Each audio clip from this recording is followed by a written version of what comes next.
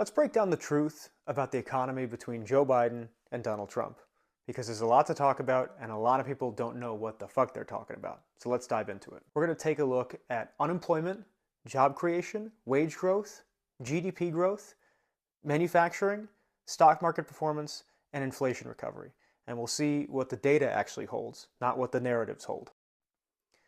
Let's start with unemployment. This is overall unemployment for the entire population. This is where Obama took office at the beginning of 2009, and this is where the pandemic happened. Here, you could see that the trend line stays completely stable between Obama and Trump. Trump did nothing to accelerate unemployment rates becoming better. He just inherited this slope. And then we hit the pandemic, it went crazy, and it went right back down under Biden to the lowest rate in 50 years, which Biden has, not Trump. Trump used to say it was him. He can't say that anymore. But as you can see, it's a minuscule difference. The truth is, we're kind of just back to where we were. Trump also really liked to talk about having the lowest black unemployment rate during his presidency, which you can see right there. But if you take a look to the right a little further, Joe Biden broke that number in 2023. So Trump can't say that either. In the end, it's the same exact thing. Trend line follows all the way through Obama into Trump. Pandemic kind of ruins it. Biden fixes it and brings it lower than Trump ever did.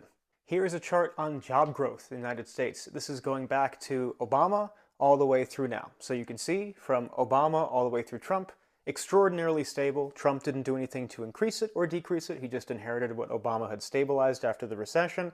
The pandemic knocks it down, it comes back up, and now what you're seeing in this little dip here is trying to normalize, which is what the Fed is trying to do by increasing rates. It's supposed to slow down job creation, which will flatten out inflation. So this is exactly what you want to see, a return to where we were before, which was a stable job growth pattern in the United States, regardless if it was Obama or Trump or Biden.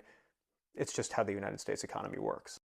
Now, when it comes to one sector where Biden actually did dramatically better than Trump is manufacturing. As you can see here, the Trump line in manufacturing is very flat, and once Biden's infrastructure plan kicked in 2023, took off through the roof.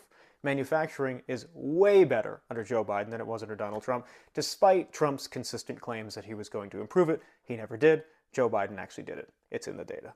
One more thing to note is entrepreneurship. So as you can see under Trump, it was completely flat during the majority of his presidency. The pandemic made it take off because we all had to sort of adjust to how the new world was going to behave, and a lot of new businesses were formed. But then instead of it sort of falling back to pre-pandemic levels, Joe Biden had those levels maintained. Entrepreneurship remains dramatically higher under President Biden as opposed to President Trump.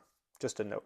Another important measurement is GDP growth. Here it is since 1980 in the US. These two little dips are the recession in 2008 and the pandemic. As you can see, in between those points, Trump and Obama had extraordinarily similar GDP growth, and then once this stabilized, so did Joe Biden. There's nothing Donald Trump did that was extraordinary or different. It was all exactly in the typical rhythm of the US economy. Didn't help, didn't hurt.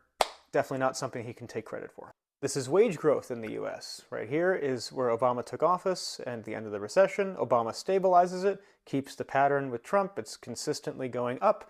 We hit the pandemic and boom, it takes off. And that's why inflation went crazy, and then it starts to stabilize again. As you can see, there's nothing significant that Trump did or didn't do. Biden stabilized everything. It's the same narrative yet again. Yet again, nothing that Trump can point to that he really did at all. Stock market performance, another thing that Trump loves to talk about. Let's take a look at it. This is since right when Obama took office, right there, the far left, at the end of the recession.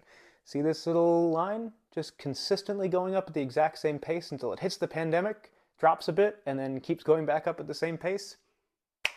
Again, Trump did absolutely nothing to accelerate it. There's no clear accelerated growth.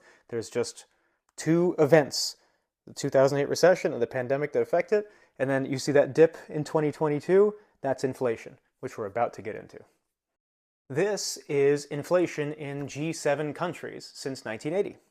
As you can see, a little unstable, but then in the modern era, we're stabilizing and kind of working together, and then, oh my God, the entire world pops up in inflation together. We all had inflation. So anybody who goes, oh, it's Joe Biden's fault we had inflation.